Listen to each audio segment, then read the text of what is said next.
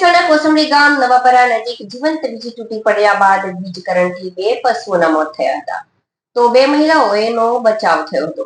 ગામની સીમમાં ખાડીમાં નજીક ભેંસો ચરાવતી વેળા આ ઘટના બની હતી. ખાડી નજીક પાણી પીવા ઉતરેલ ભેંસોને તૂટેલો જીવંત વીજ તાર અડી જતા જોરદાર કરંટ લાગ્યો હતો.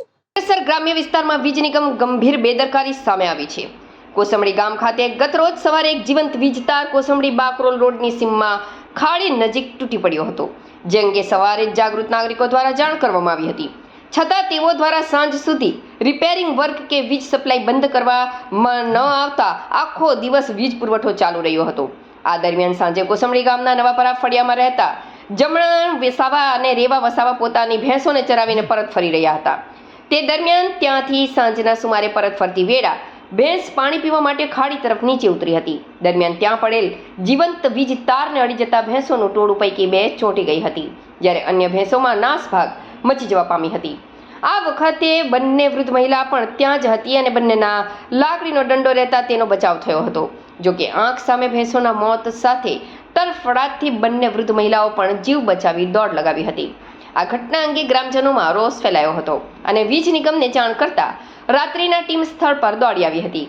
આ અંગે અંકલેશ્વર જીઆઈડીસી પોલીસ મથકે જાણવા જોગ ફરિયાદ પણ નોંધાવાઈ છે.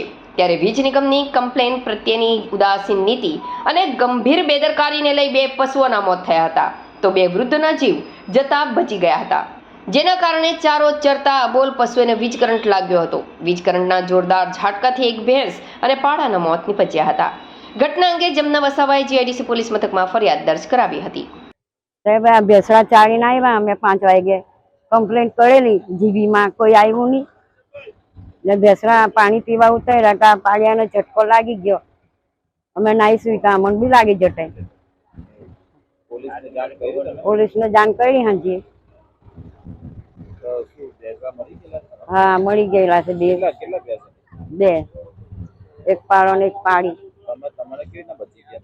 અમે નહીં સુઈતા, બધા ભેંસડા કોઈ દાટે. હા,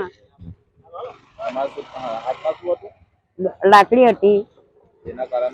હા હા, પછી આવેલા મોડા, મળી ગયા પછી.